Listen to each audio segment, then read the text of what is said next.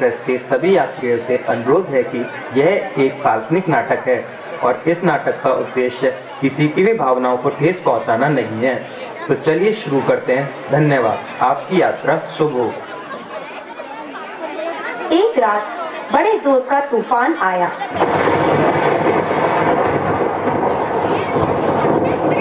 Secretary के lawn में खड़ा जामुन का पेड़ गिर गया।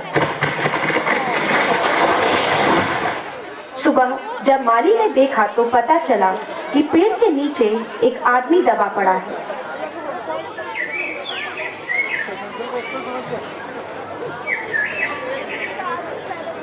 फुलवारी रे फुलवारी मेरी प्यारी फुलवारी, फुलवारी रे फुलवारी मेरी प्यारी फुलवारी। अरे अरे ये क्या हो गया? इस आदमी के ऊपर जामुन का पेड़ गिर गया। ओ बलुआ, अरे ओ बलुआ, जल्दी आओ, मदद करो।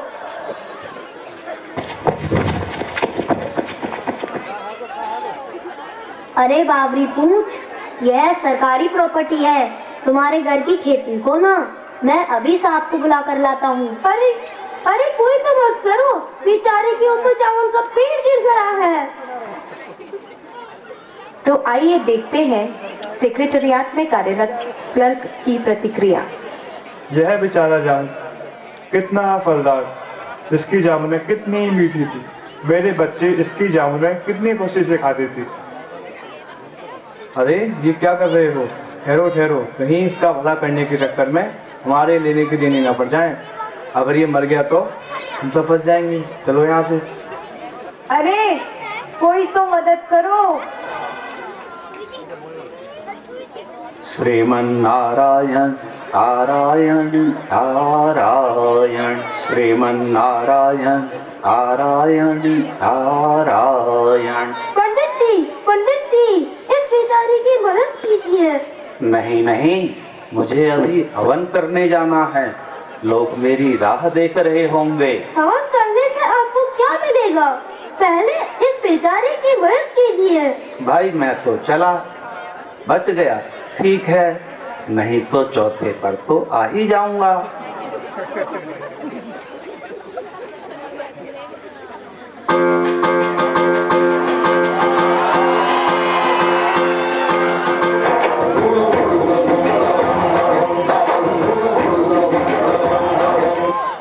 साहब मदद कीजिए। अरे ऐसे कैसे मदद कर दूं? पहले इसकी फाइल बनेगी, FIR दर्ज होगी। काम करने का भी कोई सलीका होता है। रुको, मैं अभी अपने साहब से बात करता हूँ।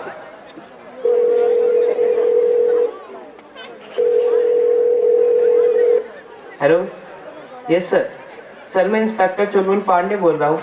यहाँ एक आदमी के ऊपर जामुन का पेड़ गिर गया है, इस पेड़ को कटवाना पड़ेगा। ओके सर, ठीक है सर, ठीक है। जब जवाब आएगा तो हम फिर आएंगे, तब तक इस पेड़ को कोई नहीं छुएगा। अरे कोई तो मदद करो।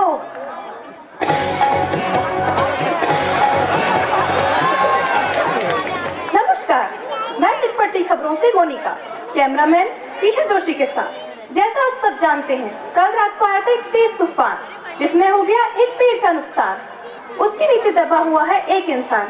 आइए जानते हैं उसका नाम। नाम तो नहीं जान पाए, आइए जांच करते हैं। सुना है मरने वाले आदमी को यमराज या यमदूत दिखते हैं, क्या आपको भी यमराज दिख रहे हैं? अरे ये बेचारा मर रहा है और आप इसे सवाल पर सवाल किए जा रहे हैं। हमें मत समझाइए, हम तो अपना काम कर रहे हैं। अरे लो भाई, पूरी खिचड़ी खा लो, शायद तुमको कुछ आराम मिल जाए। जूते को वोट दो, जूते को वोट दो, जूते को वोट दो, जूते को वोट दो, जूते को वोट दो, जूते को वोट दो। राम राम भाई सारियान है। मेरे प्यारे भाइयों और बहनों, देश के वफादारों और हिंदुस्तान के सिपाहियों, ना तो मैं कोई नेता हूँ ना कोई अभिनेता हूँ। नेता तो जवाहरलाल नेहरू हुआ करते थे, जो अपनी शेरवानी की जेब में गुलाब का फूल लगाया करते थे। भाइयों, गुलाब का फूल 3 प्रकार का होता है। एक तो वो जिसे नेहरू जी अपनी जवाहर कट की जेब में लगाया करते थे। भाइयों, दूसरा वो जिसे हेमा मालिनी अपने जोड़े में लगाया करती थी। और भाइयों, तीसरा वो जिससे गुलकंद बनाया जाता है। अरे भाइयों, गुलकंद खांसी को जड़ से मिटा देता है। लेकिन भाइयों जड़ तो खरबूजे की बहुत मजबूत होती है, लेकिन भाइयों खरबूजे को देखकर खरबूजा रंग बदलता है। अरे रंग तो जर्मनी में बहुत पाया जाता है, लेकिन भाइयों जर्मनी में युद्ध बहुत होते हैं और युद्ध को अंग्रेजी में वार कहते हैं। वार बड़ा भयानक शब्द है, भयानक तो शेर भी होता है, लेकिन भाइयों 40 शेर का एक मन होता है। मन बड़ा चंचल होता है। चंचल मधवाला की छोटी बहन का नाम था, जिसने दिल अपना प्रीतप्राय फिल्म बनाई थी। भाइयों उस फिल्म के डायरेक्टर एक सरदार थे और सरदार बड़े वफादार होते हैं। अरे वफादार तो दोस्त भी होते हैं, लेकिन भाइयों दोस्तों के सींग नहीं होते।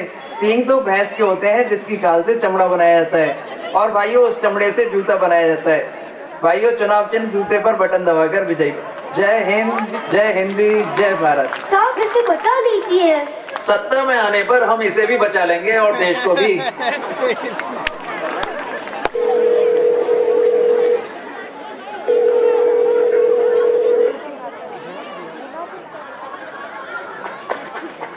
जवाब आ गया, जवाब आ गया। क्या? कि हम इस पेड़ को नहीं हटा सकते।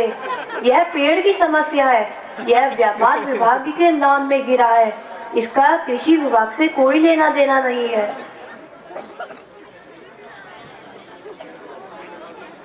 गजब हो गया, यह गलत है, अन्याय है। कृषि विभाग से भी जवाब आ गया। यह एक फलदार पेड़ है, इसलिए यह पेड़ हॉर्टिकल्चर डिपार्टमेंट के अंतर्गत आता है। हमारी छानबीन से यह भी पता चला है कि यह पेड़ पिटूनिया राज्य के मंत्री ने यहाँ लगाया था। अगर ये पेड़ काटा गया तो पिटूनिया सरकार से हमारे संबंध बिगड़ जाएंगे। हॉर्टिकल्चर डिपार्टमेंट से भी जवाब आ गया। हमारे डिपार्टमेंट का कहना है कि हम एक फलदार पेड़ को नहीं काट सकते। अरे मुझे बाहर निकालो। जिया जिया हो, जिया जिया हो बिहार, जिया जिया हो बिहार। इनमें कौन बड़ी समस्या है? हम पेड़ नहीं काट सकते तो का भाई, हम आदमी को बीच से काट दी, आधा आदमी इधर से आधा आदमी इधर से निकल जाए, पेड़ वहीं का वहीं रह जाए। क्यों, कैसी रही? मगर इस तरह से तो मैं मर जाऊंगा।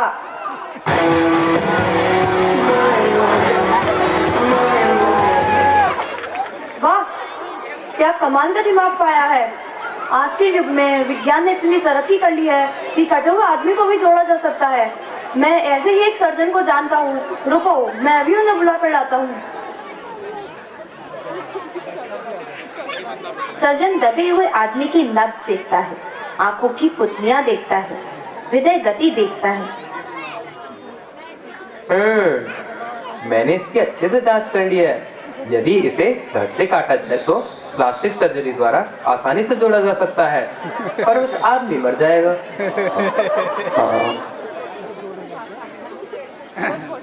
तनिक धीरज धरो भैया, कल तक फॉरेस्ट डिपार्टमेंट वाले आकर इस पेड़ को काट देंगे और तुम्हारी जान बच जाएगी। ये तो माना कि तगाफुल न करोगे, लेकिन खाक हो जाएंगे हम, तुमको खबर होने।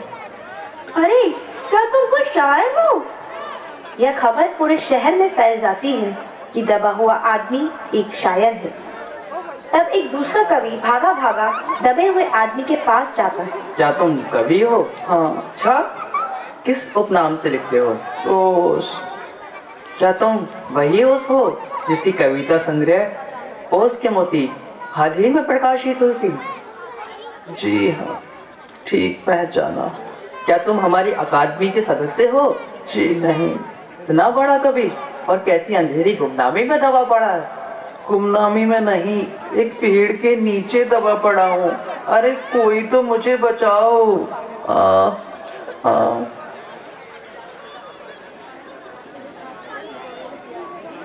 बधाई हो, बधाई हो, हमारी अकादमी ने तुम्हें अपना नया सदस्य चुन लिया है। ये लो, जल्दी ये फॉर्म भर दो। मगर मुझे इस पेड़ के नीचे से तो निकालो।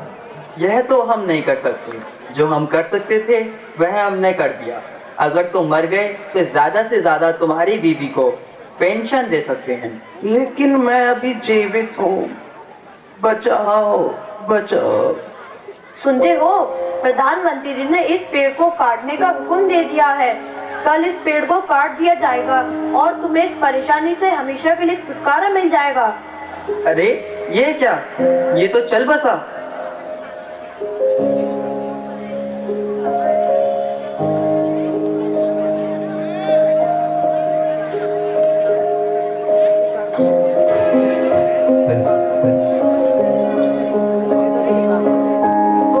आपने, एक जीवन बचाया जा सकता था, पर ऐसा नहीं हुआ। मिलकर मदद की जा सकती थी, पर ऐसा नहीं हुआ। क्यों विभागीय कार्यवाही में उलझकर हम मानवता भूल गए? लकीर के फकीर बनकर हम दया भूल गए। मत भूलो, व्यक्ति से समाज और समाज से देश बनता है। इसलिए इन सब के प्रति हमारा भी कुछ फर्ज बनता है, हमारा भी कुछ फर्ज बनता है। धन्यवाद। जय हिंद, जय भारत। बहुत सुंदर प्रस्तुति।